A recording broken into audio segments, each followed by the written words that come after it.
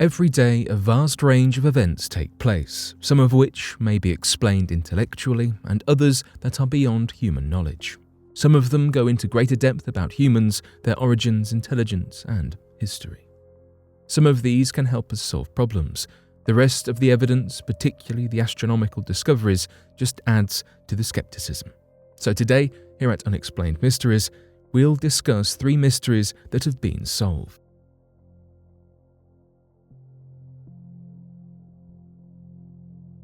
Authorities found a missing woman alive 7 days after her car plunged off of a cliff. According to the Monterey County Sheriff's Department, Angela Hernandez, a 23-year-old Oregon lady, was discovered after her automobile was noticed across a cliff on Highway 1 around Big Sur, in which she made it out alive in the ruins of her vehicle. Angela Hernandez of Portland suffered a shoulder injury but was capable of walking and speaking, according to John Thornburg of the Monterey County Sheriff's Department. Angela Hernandez was last seen on July 6th while driving her white Jeep Patriot from Oregon to Southern California to see relatives. She texted a friend at approximately 10 p.m. on July 5th to say she seemed to be tired and had halted to rest in her vehicle in a supermarket parking lot in Half Moon Bay, San Mateo County, according to police statements. Around 8 a.m., she told her family on July 6th that she was going to keep driving. No additional messages were exchanged afterwards. All attempts to reach her by phone were unsuccessful. On Thursday, an H-70 helicopter was used by the California Highway Patrol to scan the Nacimiento-Ferguson Highway region, as well as the Big Sur seaside. Thick fog impeded the scan in Monterey County for days, making air searches exceedingly difficult. Detectives with the San Mateo County Sheriff's Department were able to confirm that Hernandez ended up driving as far south as Carmel on July 6th, hours after texting that she was exiting Half Moon Bay, thanks to surveillance tapes from enterprises along Highway 1. Hernandez's previous resting place was in a supermarket parking lot behind a Safeway in Half Moon Bay.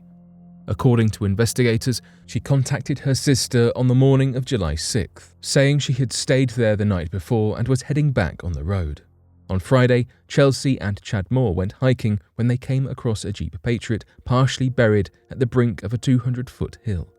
They collected evidence from the site and handed them over to the authorities and afterward tracked down the owner. Hernandez claimed she crashed when trying to evade crushing an animal, and authorities utilized climbing equipment to rescue her. Hernandez informed authorities that she stayed hydrated by siphoning water from a river with a radiator pipe of her car. Isabel, Angela's sibling, posted on Facebook on Saturday, "My sister is alive, she's speaking, but she's still trying to cope with it all.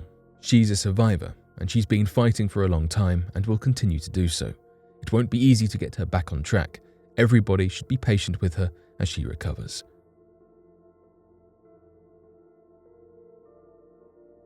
Craig Williamson, who disappeared, was discovered with memory loss. Craig Williamson, a Wisconsin guy that went missing while out on a work trip in Colorado 2 years ago, is alive today and well in Key West, Florida. According to officials, Williamson is said to be a driver in Florida.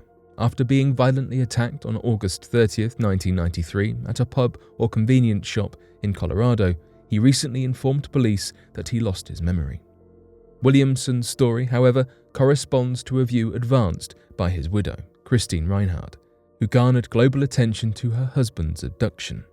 Her statewide lookup for Williamson does include clip-on national TV programs and numerous media articles in multiple states.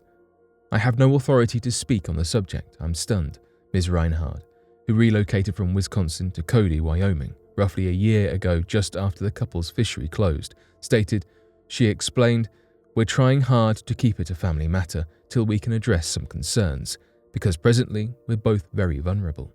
Craig's mental reaction is quite fragile." She furthermore defined her husband as experiencing an exceptionally incapacitated recollection and even being very suspicious or frightened, with whom she had spoken on the mobile device at least 2 or 3 times over the last week. El Paso County Sheriff's detectives are delighted to bring the case to an end after years and years of effort by state and federal investigators and a financial cost of approximately $12,000 since August 31st, 1993. Williamson must have travelled to Colorado in late August in an old-fashioned bus intending to purchase fish from the fisheries around Alamosa. However, he vanished before he could even secure his cargo. The majority of Williamson's things were discovered in the lodge bedroom and at the bus station nearby. They investigated the case as a suspected assassination despite the lack of traces of resistance. Williamson's subsequent communications with Ms. Reinhardt, as well as his old girlfriend in Wisconsin, led detectives to the Florida harbor in which he had resided for the past 9 months. Authorities are not sure what happened to Williamson before he vanished. Williamson, on the other hand, reportedly told authorities how he was brutally injured and awoke in a hospital wearing a bracelet with the moniker Ron on it. He then spent 18 months in Key West, riding public transport aimlessly. Williamson's recall was questioned by the sheriff's captain, Lou Smith, who assisted with the inquiry. He said that shavings from Williamson's moustache were recovered in the discarded hire truck, which was clipped using blades from lab personnel. Smith speculated he was presumably altering his look. Williamson was carrying $2,500 in cash before he vanished, and he might have been fleeing an onerous responsibility from his new company. The duo had put all they possessed into the fish farm, plus an additional $400,000. Smith claims that the answer can only be revealed if Williamson, who did not answer a journalist's call, reveals it. If only Williamson requests it, police will look into the charges of harassment. The universe's missing matter problem has finally been solved. Dark matter and dark energy make up many areas of the universe, with the latter making up around 95% of the known cosmos. We are aware that they exist, but we have never been successful in finding them. Galaxies hiding missing matter have now been discovered. It is the first identification of almost 50% of the ordinary matter in this universe, proton, neutron, and electron, which had previously been unaccounted for by measurements of stars and galaxies, as well as other brilliant bodies in the cosmos. 2 different groups discovered the unknown matter, which is made up of materials called baryonic matter instead of just dark matter, and connects planets via strands of boiling, dense gases. One of the team's leads, Hideki Tanemura, of the Institute of Space Astrophysics in Orsay, France, declares the lost baryon issue is fixed. Anna de Graaf of the University of Edinburgh, United Kingdom, led the other team. No one had ever been able to see it beforehand, since the gas is so faint and not powerful enough for X-ray instruments to detect it.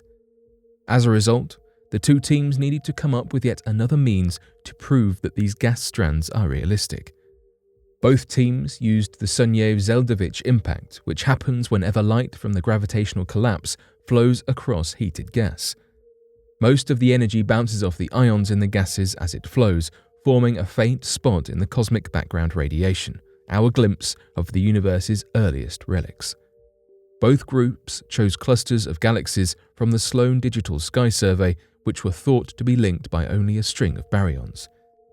They piled the Planck signal for the regions surrounding galaxies, allowing them to see the particular feeble threads in bulk. Both groups discovered gas filaments connecting the cosmos.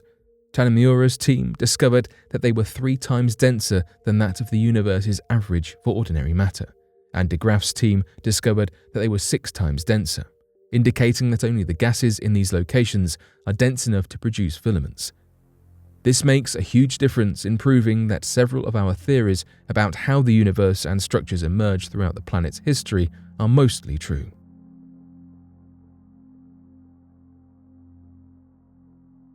But what do you make of these solved mysteries? Be sure to let us know your thoughts in the comment section below and help us by growing this community while working to solve these unexplained mysteries. Thank you for watching, and don't forget to subscribe for more videos.